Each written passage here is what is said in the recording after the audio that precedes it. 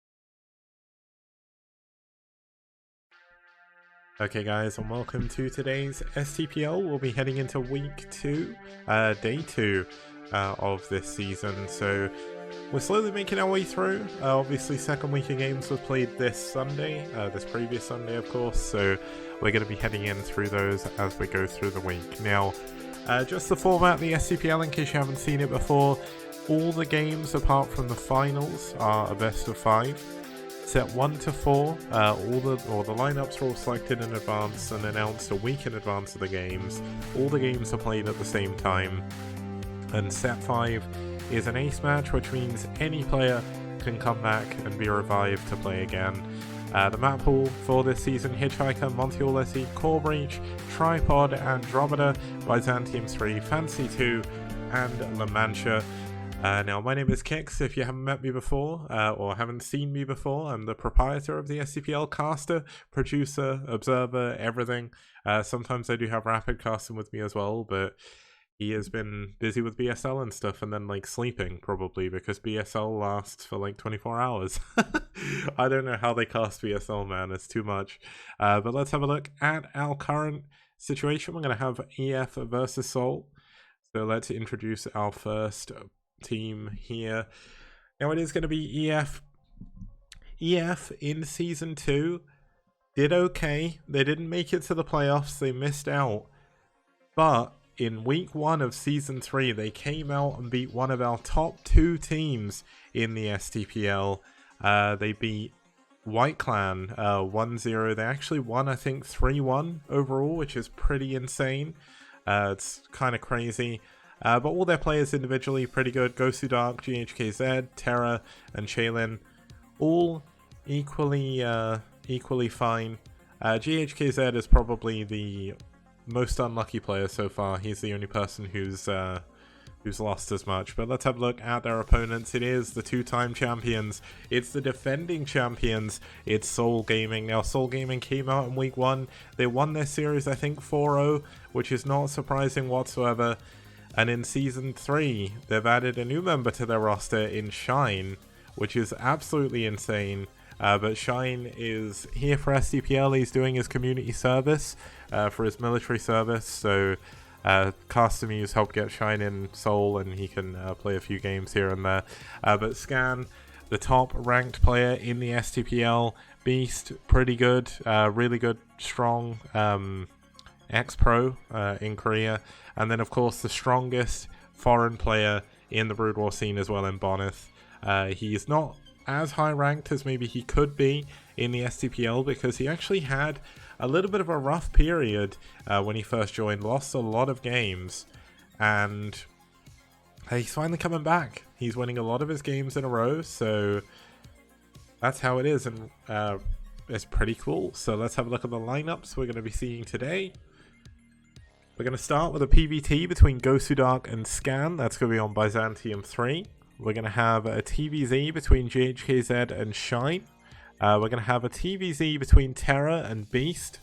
And we're going to have Shaylin versus Bonneth in a PvZ on Tripod. So that should be a lot of fun as well. Let's see how they're going to do, of course. We'll introduce our first map this time, we'll do that one first. It is going to be a PvT, so this map, Byzantium 3, we have had games on it before. The durations need to be added back into the database. I've been a little bit busy, but essentially, we had a pretty good game on here on Monday. It was a bit of a weird game, I must admit, between Narsil and Pre, but Narsil finally broke his losing streak to take down Pre in a really weird macro game. But a lot of people in chat saying Eternal will lose this match 100%. I think a lot of people thought that when they played against White Clan as well, and they won 3-1. So they've taken down one of the two titans of the STPL. Can they take down the other? It's going to be up to their players, starting us off here with Gosudark. Now, Gosudark's only played one game in the STPL before, where he beat JH. Got a pretty good, sizable amount of ELO here, which is pretty good. He's only played one game, which is obviously a win, so his win rate's a little bit inflated. But let's have a look at his opponent. This man's win rate is not inflated. He is the best player, without a doubt, both ranking and not win-wise, interestingly enough. That's actually DeWalt, but for overall win ratio, he has the highest. It's Scan. Scan, of course, one of the more famous amateur Koreans in the foreign scene. He lived in America during his high school years, I think, if I remember correctly. He's about to be done with his military service soon as well. And I mean, given the fact he's 15 wins, 3 losses against Protoss, it's going to be a little bit tough for him to fall here to Gosudark. But Gosudark, a very good player at bringing out unconventional strategies. And it's going to be really, really cool. So let's have a look. As we get into game number 1, it's Gosudark versus Scan.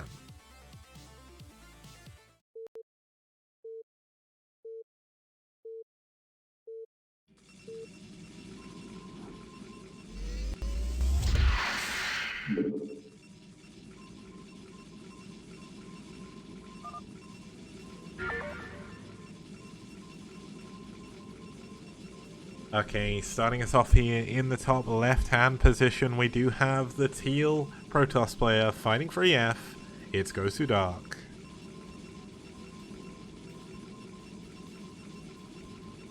And Gosudark's opponent spawning down here in the bottom right for SouL. It's Scan in the orange from South Korea.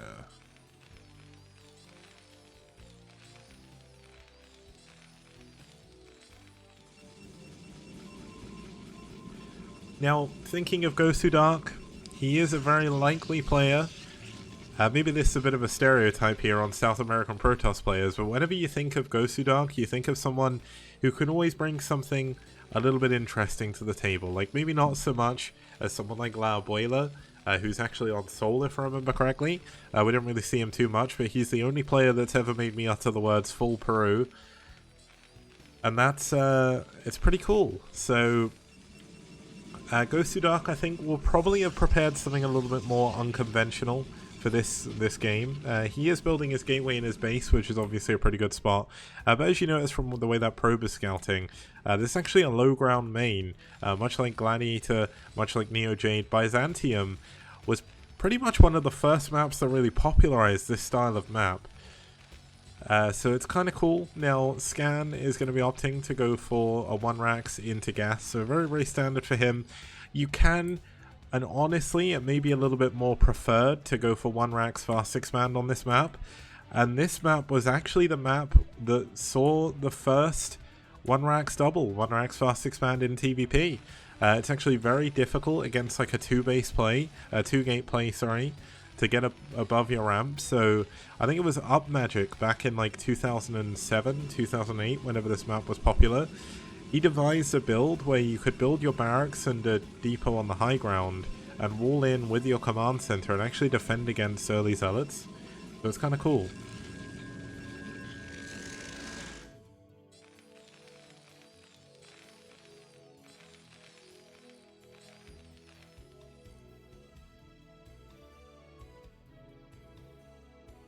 Just trying to see that name in chat. YaCC says 1 spawn with solid mineral line on 1 with holes. That's essentially to make the mining even. Just because of the way the Nexus and Command Center has to sit. On some of the spawns, I think, on this map, they slightly change the positions of the minerals to keep it all balanced. Now Scan has pulled off of gas, so we're not going to be seeing anything too crazy from him, no 2-fact or anything like that, but you can see the Marine is already up here. Now the first Zealot is already on the way. There's only a single Marine, the second Marine coming up here, but the Marines are not near their wall here. This could actually be devastating if this Zealot can get in and stop the SCV from building the factory. But let's see exactly what's going to happen. He does get back to his wall, so he is going to be able to hold on to this. The factory does finish, and he actually does force out a Vulture from Scan. Like, Scan doesn't necessarily want to have to build this Vulture right away. I mean, if you're going mines anyway, then it can be okay, but you really don't want to be forced to make anything you don't want to, especially in TVP. You want to get as efficient as possible. Now, Scan didn't... Wait, did Scan manage to scout? Yeah, Scan managed to get in. He did scout the gate count, did scout most likely that Cybercore was up. Now, the one thing he doesn't know is a probe is actually hiding something a little bit sneaky above his base. Now, Scan is checking around for like hidden base in the top right and hidden tech and things like that. We've got a bunker coming in here. Now, is this going to be a Robo or is it a Citadel? It's going to be a Robo here.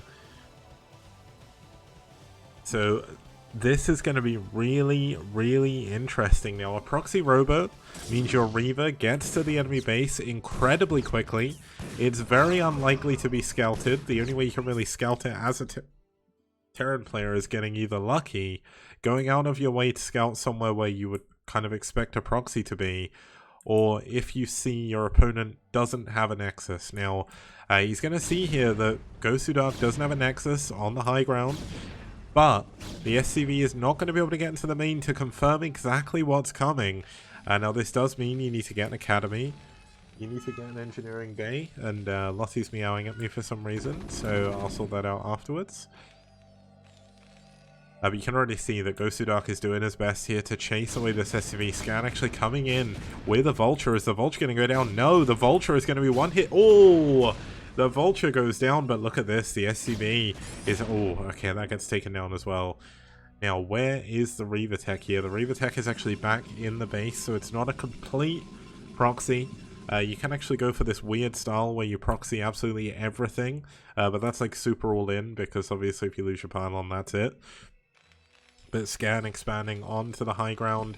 Do we have an armory yet? No, we do not. The only form of anti-air will be in turrets. Now, this barracks may actually scout the Robo, but is it going to be a little bit too little too late? There's only 2 tanks here. You're building that Vulture early on, causing Scan to have 1 less tank than what he really wants. We've actually got Siege Mode coming in, which should help defend against the Reaver. But let's have a look, see if this barracks can actually see this coming in. This is actually going to be a very important moment in this game, because if he sees it, no! He does not see it. And you can already see from the vision, the shuttle should actually be going around. Oh no, the shuttle's going to fly straight into the barracks!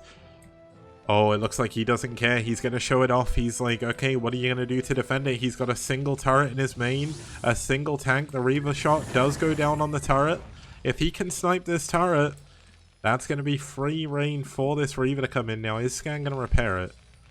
Yes, he is. This is why I love watching Scan, man.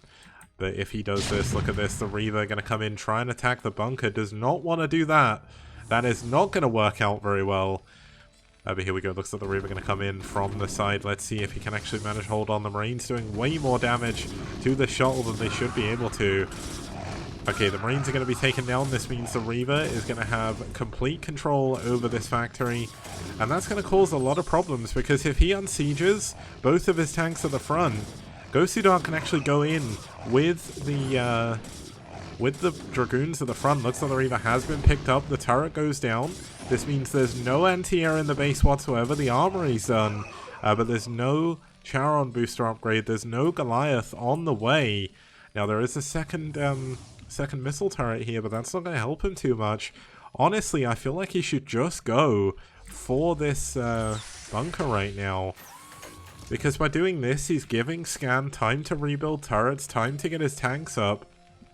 And if you've got 2 Reavers, you can literally just push this. Like, you can kill the tank with 2 shots. Here we go. Looks like the shuttle is going to be coming in.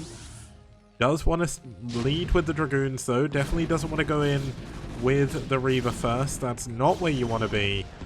Because if you go with the Reaver first, the Reaver dies, and that's definitely not good. So, These two low ground tanks here are doing a lot. Oh no, he actually unsieges at the worst possible time, but still manages to get a free kill here. Goes to Dark, finding himself in a lot of trouble, actually nearly down half the number of workers. You can already see that there's not that many workers in the main. Goes to Dark definitely been using a lot of his APM at the front here, but hasn't really been able to find an opening. Scan has done a great job defending against this. It's crazy. Look at this. As soon as he moves in, the turret is in range. The second turret stops it from being able to sneak in any other way as well. And honestly, Gosu Dark needs to pull back. He needs to think about expanding again, and needs to think about how he's going to counter the 4 to 5 factory push that's going to be coming out of Scan here, knowing that he's been up against Reavers, and the Reavers did absolutely no damage. Now, we'll probably see Gosu Dark is going to try and fly in here. There is a turret behind this mineral line, which is going to make this very hard for this shuttle to go into. But he is going to pull back.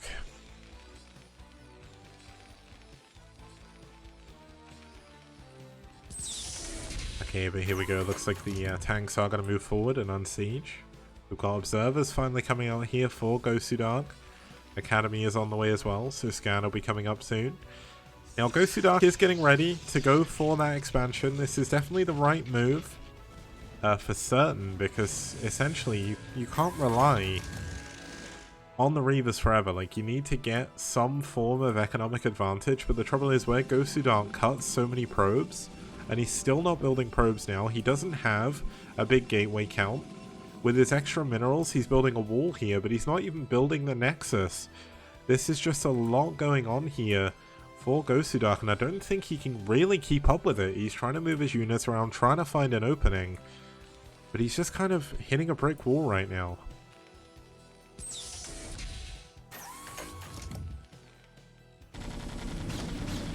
Now it looks like these Goliaths at the front going to be helping deal a little bit of damage. A nice single siege at the back. But looks like the Dragoon's going to try and push in. Not going to be able to do any damage. Is going to lose more Dragoons on the way back out. This position by Scan is so strong.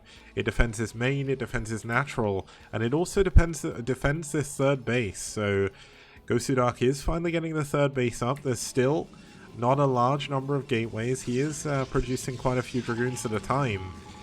But where are his probes? There's still no probes in production. He's got probes idle. That's not where you want to be against Scan. You need an economy lead, and it's just not anything you can have.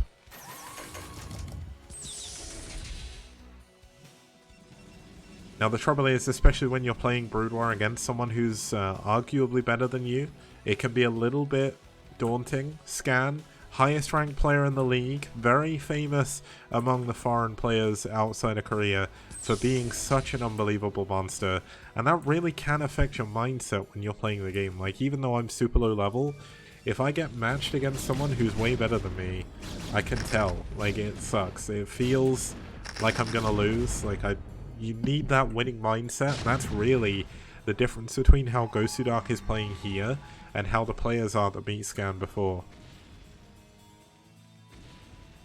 So let's check the upgrades for our Terran player. We've got, I believe, yeah, that's +2 on the way already. Scan's certainly very far ahead. He's killed the Robo down here, which means no more observers are going to be produced, at least from outside the main base. Going to need to re-add on another Robo somewhere.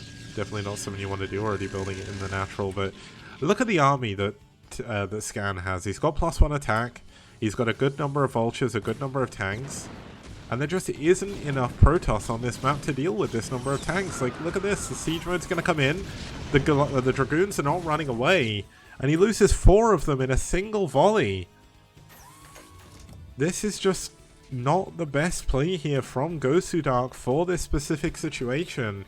I don't know if he's a little bit nervous, but I mean, a lot of this comes down to the fact he got a Reaver. He went for a proxy Reaver. And he did no damage with it. He, what, got 1 tank and like 3 SCVs? That's not enough. Now it looks like we are going to have a lot of mines placed to block any form of counterattack here. Looks like we're going to have Gosu Dark moving a lot of his army over to defend this third base. Scan knows it's up here. And this is not a good place for our Protoss player to engage. Look at how choked up this is. These Dragoons are going to absolutely melt. There's no way for the Zealots to get on top of this unless he Zealot bombs. And it looks like Gosudark is going to try and sneak around at the top. Scan getting in position to lay mines to block this.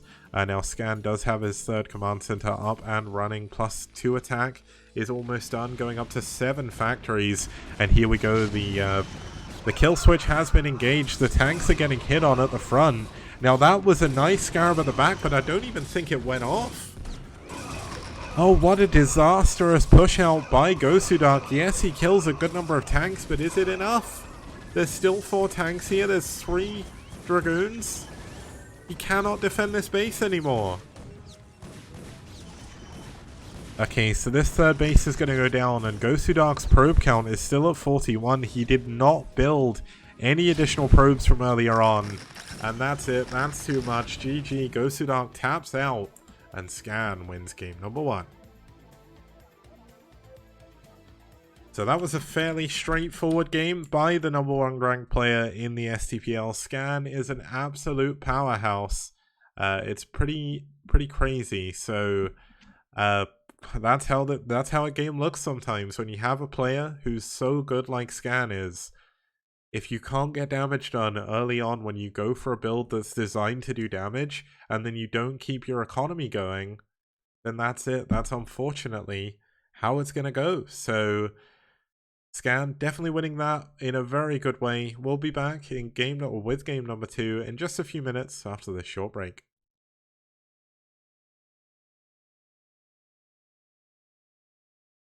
STPL Season 3.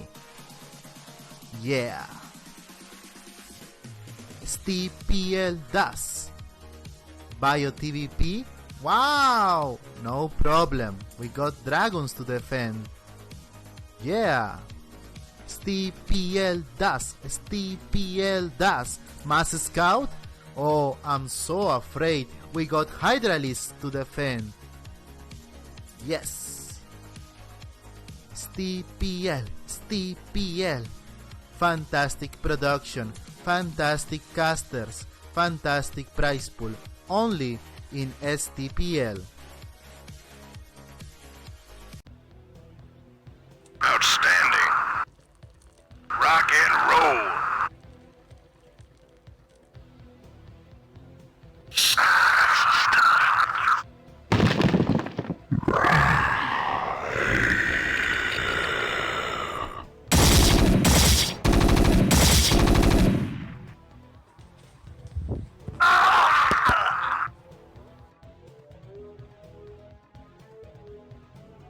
Okay, it's time for a quick tip. Here we have Neo Outlier. I'm going to show you how to get over these temples with a probe. I'll also do it with an SCV and a drone as well. So what you do is you essentially send the probe up to mine, you press stop, and you go to build a pylon.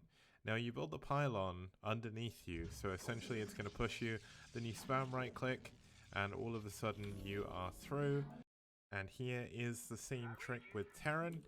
There's a couple of ways you can do this. One of them is you build a depot, and you essentially cancel building, and you just spam yourself through. You have to be kind of stuck or either on the building in the temple or there. But you can cancel that, and just to show, you can do it both ways as well. Okay, now there's a way you can do this with just 2 workers, which is the only way Zerg are able to do this. You can also do this with Protoss and Terran as well. So essentially, you get both workers lined up here. You mine with 1 worker, you send the second worker to mine just behind it, and you hit stop.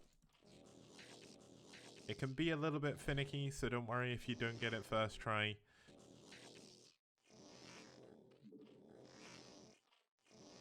We got it. No we didn't. Yes we did. Okay, so that didn't go perfectly. You can do it a lot better than that, but it does take a little bit of practice. So just keep trying, and you will eventually get it. And you'll find it actually has quite a lot of uses in various different maps.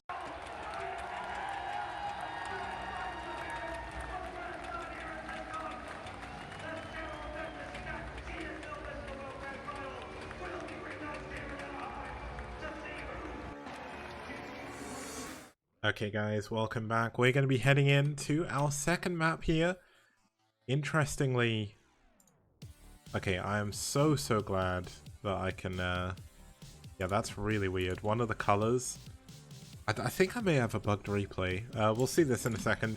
But the map we're going to be heading on to is Monty Hall. Now the reason why I want to introduce the map, and I'm not going to introduce the players here, is because when we get in the game, you will understand entirely why SouL have sent out the player they have on this map, because Monty Hall was actually one of the more balanced maps in its era.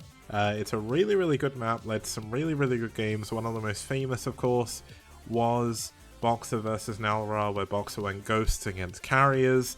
He did eventually lose the game, the Emperor did fall, but it was still an insane game. Now, it's going to be a ZBT. Now, TVZ, I'm not really 100% sure how this is going to work in the modern meta on this map, but it's a really fun map to be had. So, looking forward to it. Let's get into game number 1. What was I going to say? Here we go. Let's get into game 1.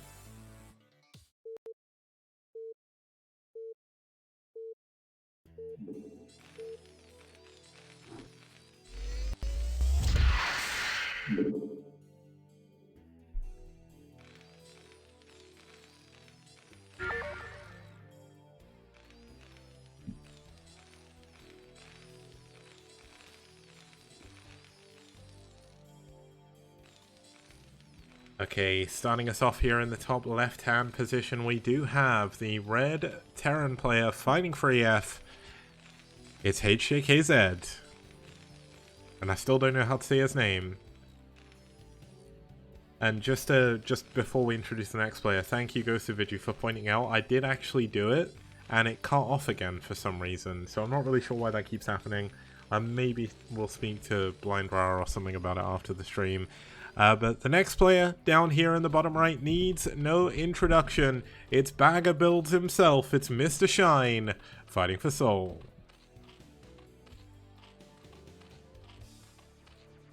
Now, Shine, obviously one of the best Zerg pro gamers ever here on SouL, with the help of Shine, with the help of Castamuse. Castamuse acting as SouL's manager, essentially the Korean manager, which is really cool. So we're going to see a little bit of Shine this season. I'm not really too sure how much he'll play, but looks like Shine is already getting ready to play this map. Now, the reason why I said it will be no surprise, and there is that tip I showed you guys on the new Outlier video, but done a little bit better.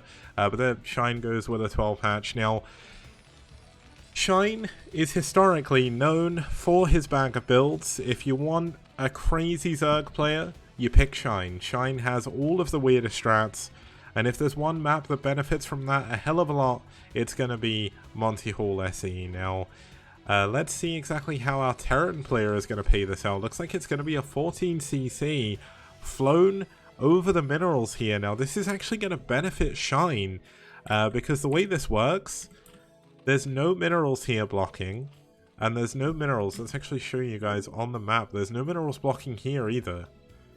And guess what? These minerals are in the way. So if HJKZ decides to not mine through here, yeah, why is he going this way? This is such a weird choice by HJKZ, but you can see that HJKZ having the same problem that I had when I was trying to do this tip in the video. But there we go. So he's actually going to glitch through and go the other way around the map. Maybe he's planning... Oh, I think he's going to proxy a factory. But he has no barracks. This is such a weird situation. I have absolutely no idea what we're watching here. There's no barracks, there's a command center, there's a gas done. The barracks is only just now finishing. He's behind in minerals as well.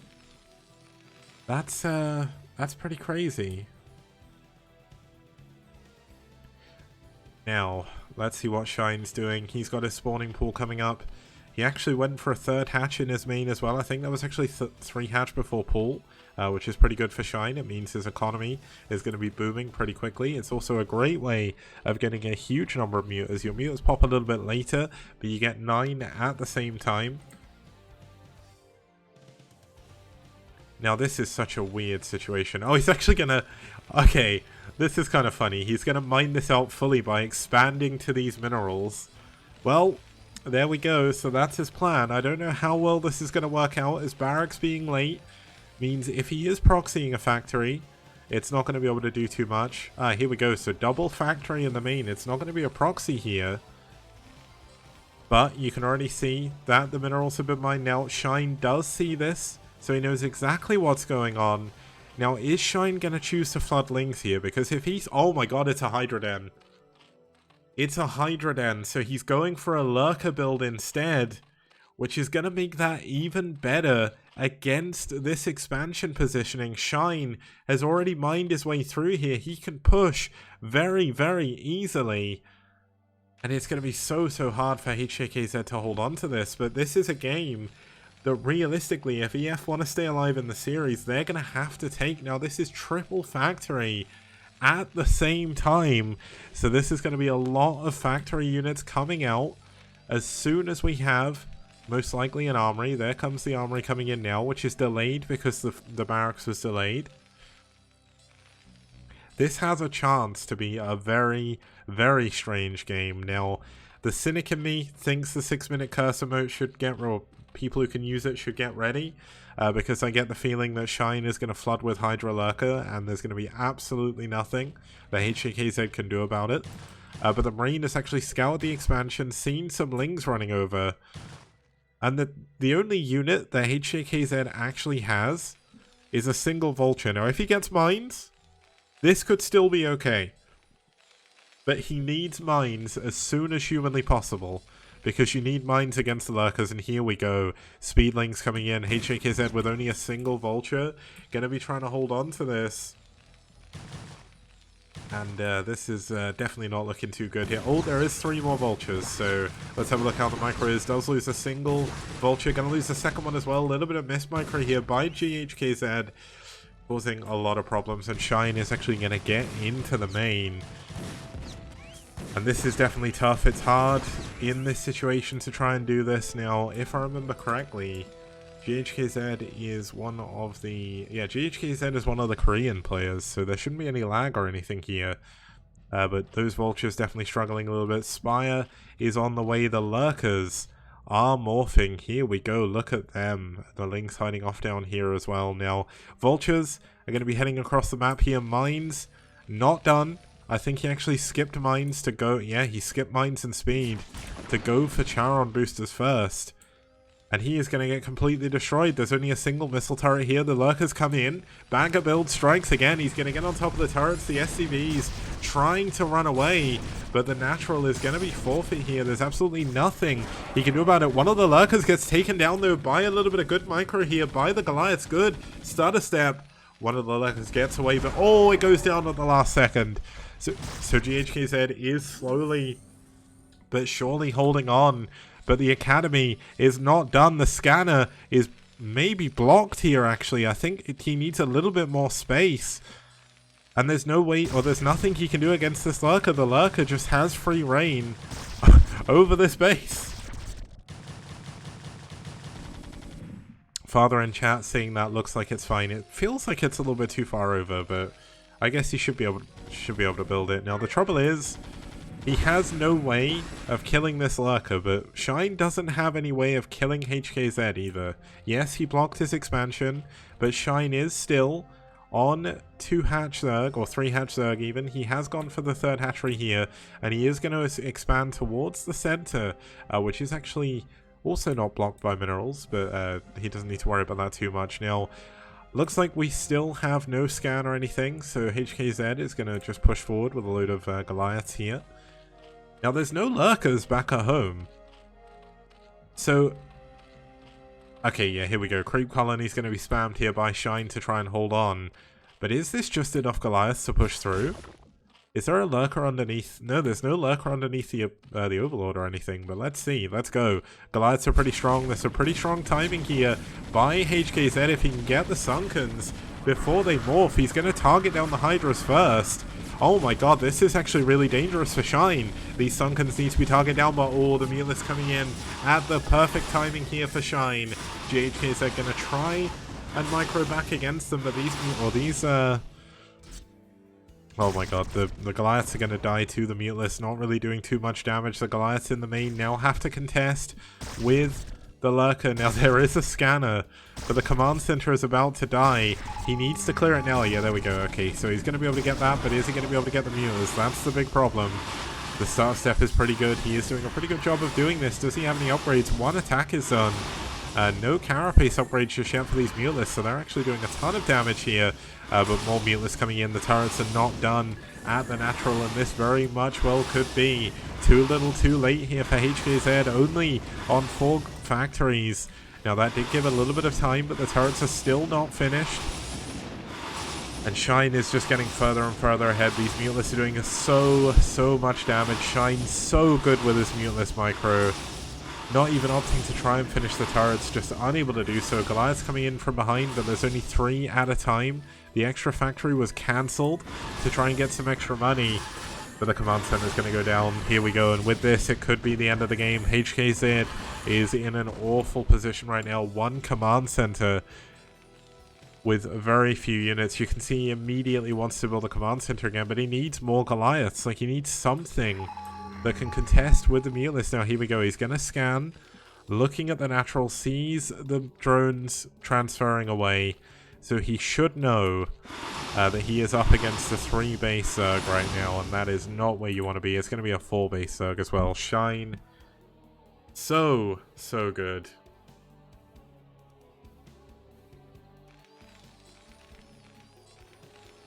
Now, when there's a Terran in the game, it's always hard to count them out. There's always a miracle that you can pull as a Terran player to come back in.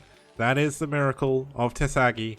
But while this was going on, HKZ did not, or HJKZ did not build a single turret. No turrets here whatsoever.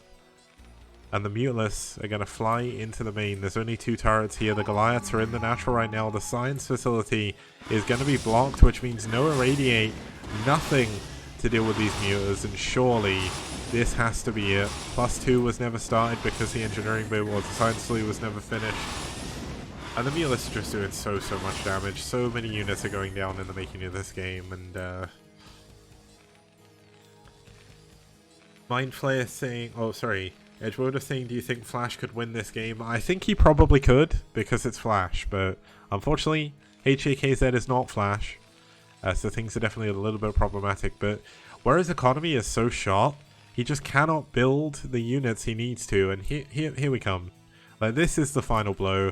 The Hydra is going to come in combination with the Mutelisks, and the Goliaths just aren't going to be able to attack, going to be able to fight this. The science facility is still not finished. Definitely a little bit shaken by what's going on in this game is HJKZ, and he's not even building units. Like, he's going all in. This is it. If this fails, the game is done. If he somehow manages to fight through 500 Hydras with around 10 Goliaths, then, well, I guess we'll see. Here we go, Shine going to push forward here. Looks like Shine breaking the way through the Goliaths incredibly quickly. GG. HJKZ taps out, and Shine takes game number 2. So, that is one of those examples of when a game can go horrifically wrong for someone. HJKZ, I think, maybe forgot to build his barracks, which is a little bit strange. Maybe he was planning on doing something else and then decided against it for some reason, but his plan just didn't work. And when your plan goes wrong at the very beginning of the game, the only way for you to go from there is pretty much out. There's like nothing you can do. And when you're against a player of Shine's caliber, it's just nearly impossible to come back from that. But the factories were late, the armory was late, the science facility was late, there was not enough turrets, and the Muteless caught, or the Lurkers in fact, just caught HJKZ completely unaware. He had no units to defend against them. So there we go. Let's go in to another quick break, and when we get back, we'll see game number 3.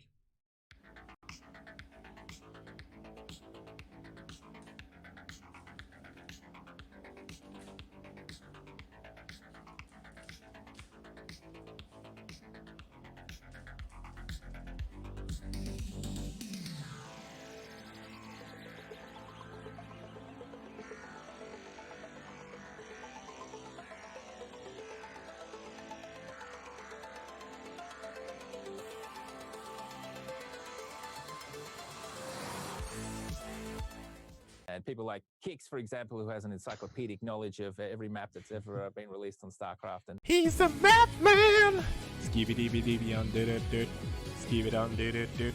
Skibidi on did it, dude. He's a map man! Ba-da-ba-da-ba-dee da ba-ba-da-boop. Ba-ba-ba-da-boop. Bee-da-ba-ba-da-boop. Ba-ba-ba-da-boop. Everybody plays one way or the other, so check out my message to you. As a matter of fact, I don't let nothing hold you back. If Kix can do it, so can you. Gooba-dooba-dooba-dee-da-ba-ba-da-boop, ba-ba-ba-da-boop. Please don't listen to him for maps. yeah.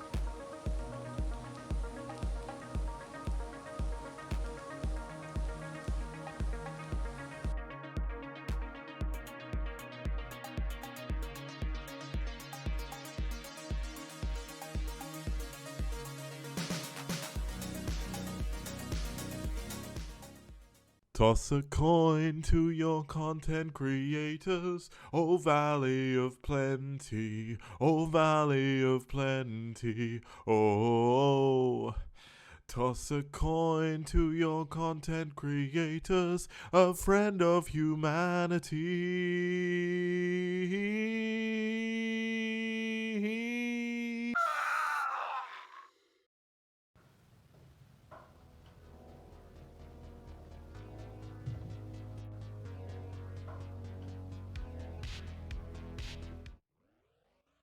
Okay guys, welcome back. We're here for game number 3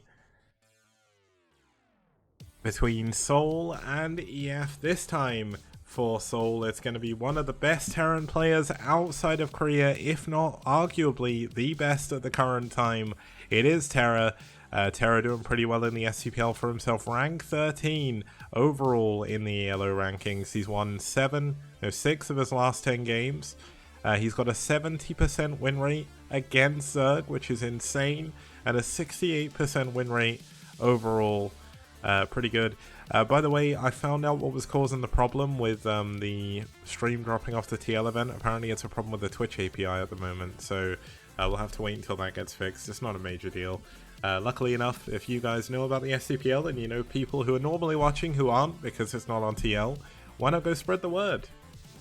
You have the power. Social media, the way of the future. Reporting for duty. Oh, thank you, Machine, for the host. Let's head in. Let's head into our second player here for SouL. It's going to be Beast. Now, Beast, one of the, he's an ex-Oz pro. He was also part of Team 8 as well when Oz disbanded. He's a really, really good Zerg player. He's 2 for 1 in the STPL so far, but he did actually lose against Higher on BlitzX, so he has lost as EVT so far, but obviously Higher, an incredibly good player. Just so you know, Machine, I don't know if this is something to do with you or if it's something to do with TL.net, but the TL.net Twitch API is broken. Like, it keeps unlinking my stream. I don't know if that's you or if that's them, but just thought I'd let you know, given the fact you do work for Twitch. It's all good. But let's introduce our next map. This is probably our most standard map in the map pool, Andromeda. Very, very fun map. If I remember correctly, this was one of the maps used in one of the TSLs as well. Just overall, a really fantastic macro map. There's a mineral only in your main, but it is quite vulnerable from the low ground, and that was the pro hire, yeah. Basically, just overall a really good macro map. We've seen 2 TVZs here so far. It's gone 1-1. Terra actually beat Fairy on this map last week, so Terra's got form. Let's see if he can do it again as we head into game number 3, sorry. Wow, we're going fast.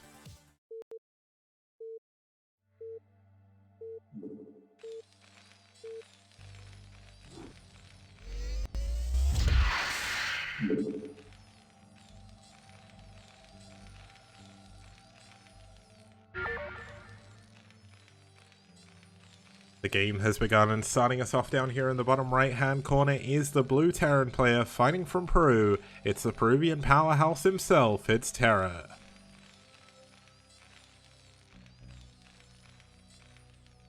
Now his opponent, who's not building a drone here, down here in the bottom left hand corner, it's gonna be fighting for SouL, it's Beast, going for a 4-pool. Now 4-pool is one of the riskiest builds in ZBT. As long as Terra defends his ramp, as long as he builds a barracks, he's pretty much guaranteed to win here. But no, Terra's going to wall in on the low ground. This is a very common build on this map to get a very quick expansion. And this could catch Terra completely unaware if Beast does not... Well, if Beast gets really unlucky and goes the wrong way with his Lings, Terra has a chance to finish the wall. But if Terra does not finish the wall here, the supply depot will be broken, and it'll be entirely down to Ling versus SCV Micro with a single Marine. But here we go, looks like Terra, thank goodness, is at least going to build a single barracks here. But when is he going to finish the wall? That is the main problem. The scout is going to be going out on 12 supply, which is a little bit late here. Is he going to finish the wall before he goes? No, he's not, but he is going to scout in the correct direction. His SCV going to the bottom left, but the trouble is he's going to come across the drone. And this is one of the only drones that Beast has. Like, Beast has found where his opponent is. Terra is going to see these Lings leave the base, and he is going to have to pull every single SCV he has, maybe leave one mining, because if he does not, he is going to lose this game. Beast is harassing the SCV building the barracks. Terra should know something strange is coming, especially given the fact he just saw the Lings. But the barracks is not going to finish. The wall is attempting to be finished here. Terra needs a Marine. He needs to get this supply depot fixed, but the trouble is you cannot repair the supply depot when it's being built. Terra needs to bring his SCVs down. They're coming, but are they coming quick enough? He needs to reinforce this wall. He needs to keep this Marine alive when it comes out. You can already see an SCV drill coming in, but the Marine does get away from the barracks at the very least, but a lot of these units are going down. The SCVs need to pull back as well, and this is not where you want to be as Terra. Oh no! He had a bunker in his mineral line, but the units did, or the Marine did not get there. A millisecond away from making it into that bunker. And with that, Terra may have lost the game, but Terra's still alive with 7 SCVs. The bunker is still coming back. Good drilling by Terra to do this as well, but his SCVs are slowly falling. And that's it. Terra taps out. GG. And Beast with a 4-pool takes Terra down in a very, very fast game.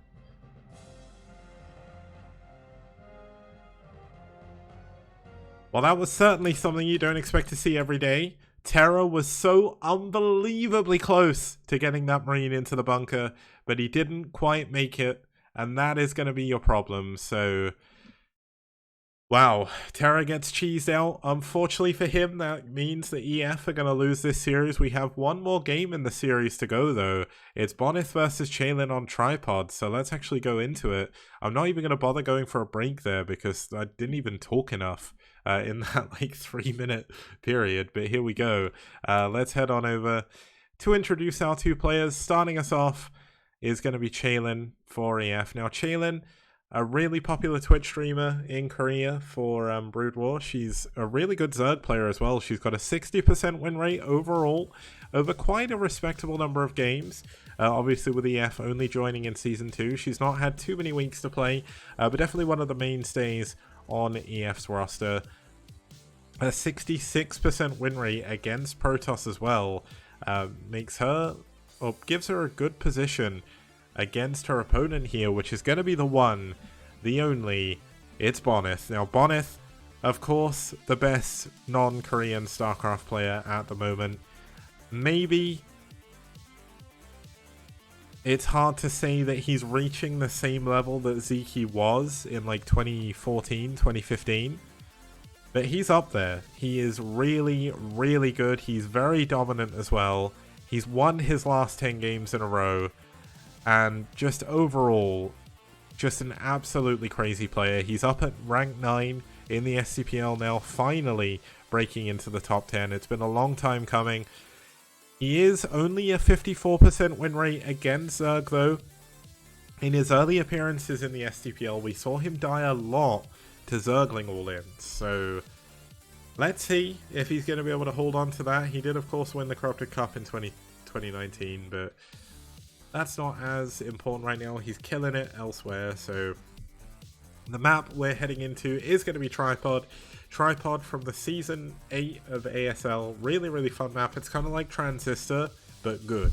Like, it's a really, really good map. Really fun to play. There is bases flanking your main, so you get 2 naturals essentially, so you can choose where to expand. They do have half gases, but it's because you can get 3 gases so unbelievably quickly. So without any further ado, let's get into game number 4. It's Bonneth versus Chaelin here on Tripod.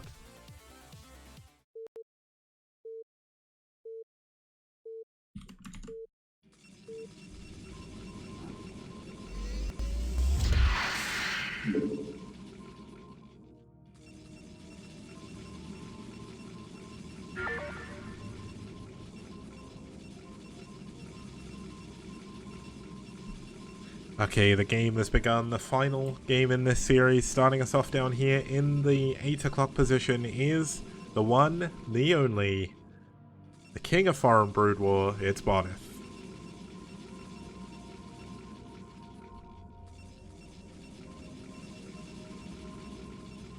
And his opponent spawning up here in the 10 o'clock position is going to be one of the highest viewed Twitch streamers in Korea for StarCraft 1. It's Chaelin fighting for EF.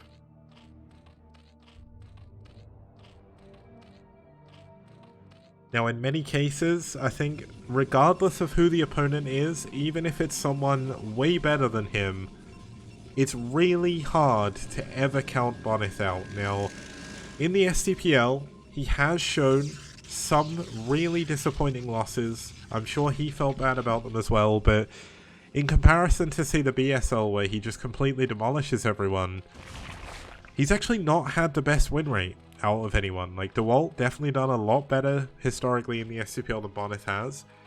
And Bonneth has found himself in the STPL getting cheesed quite a lot here, so I don't know if Chaelin maybe knowing that, because Chaelin does know the foreign scene quite well. I wonder if Chaelin's going to have prepared something special for this game on this map against Bonneth, because obviously given the way the main is set out, you obviously have the 2 gaps here and here, which is the main kind of difference between Transistor and Tripod, given the fact like you do have ramps going into your main 2 of them, but they're a little bit easier for Protoss to defend. But on this map, it can be quite difficult to hold on to those bases still. Now, is Chaelin going to go for like a crazy 3-hatch all-in? Is she going to play a macro game? I'm not too sure. Bonneth, of course, going for his traditional gateway first. I mean, I don't think anyone would... I don't think I've ever seen, at least in SCPL, Bonneth go for a Forge Fast Expand. Because Bonneth's Zealots are just so good. There's there's nothing there, but... TT1 pointing out in chat, because I wasn't paying too much attention, that the Zerg opened 9 pool before Overlord, and Protoss went 1 gate Zealot, so that is semi the hard counter for this build, which is pretty good for Shaylin. But looks like the Lings aren't going to be able to get in and do any damage anyway. We've got Bonneth already holding on to the top of his ramp. The Nexus is coming up here as well. And yeah, TT1 definitely subtle in chat, but I'm kind of glad he pointed that one out because I've had a long day at work. Need to focus a little bit better on the game. Okay, so Chaylin going for an expansion as well. Interestingly opting to expand towards the Protoss player here in Bonneth. No lair, no Hydrolysterna, no third hatchery coming up just yet, but what are we going to see here from Chaylin? It's actually going to be a third hatchery at the front to help all this in. So we are going to see a 3 hatch play, not at another base. But Bonneth hasn't really been able to do any of his kind of traditional Zealot micro here, because knowing that Chaylin's got a lot of Lings already, he's been staying back, defending, making sure that he can get his Nexus up and doesn't die to Chaylin running the whole way around the map. Obviously it does take a very, very long time, but it's still very possible. Now Bonneth, at 4 minutes in the game, still has his probe alive in Chaylin's base. There's not really been much chasing this around as of yet, but is Bonneth going to see the Hydralisk Den? Yes, he is. So he knows it's a 3 hatch Hydra play. And let's see if this is going to work. Oh my goodness, there's going to be a drone drill on the ramp. But oh no, the drill fails. Looks like Chaylin maybe decided not to go for that drill there. I'm not really sure what the plan was for bringing those 2 drones here. But is going to be able to likely bust up here. Nope, the probe coming in clutch at the back to stay alive. And this probe is still alive. 4 minutes 42. There is still no link speed, I don't think, so that's probably helping. We do have no Hydra upgrades. Lair is coming on the way, so I don't necessarily think we're going for a 3 hatch Hydra all in. The drone count is actually pretty good. And not doing too well there, but... no, not doing too bad there, sorry, with that drone count. But let's have a look. Bonneth still with the probe alive. I'm really interested to see how this build is going to turn out, because going for this early of a Hydra Den and this early of a third hatchery, it just makes me wonder why Chaylin will build the hatchery here and not at this other base. I guess she's a little bit worried about Bonneth pushing, but you can already see, due to the way the map terrain or the terrain works in this map, the creep doesn't actually go past this area, so building a forward hatch doesn't allow you to build any sunkens any further. Doesn't allow you to push towards the ramp either, so actually a creep colony coming up in the main. Is this going to be for... This has got to be for a sunken, right? This is such a weird decision to go for this creep colony though. And yeah, Xmog, Chaylin is a female Brood War player. Surprising, but they exist. Now we've got the Citadel of Adun coming up. We don't have a Templar Archives yet, which is kind of interesting here for Bonneth. Looks like he's holding on to build that. Going up to 4 gates first.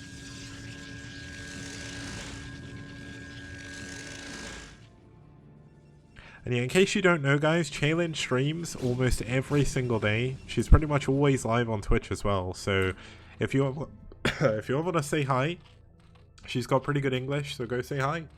She'll be glad to see you.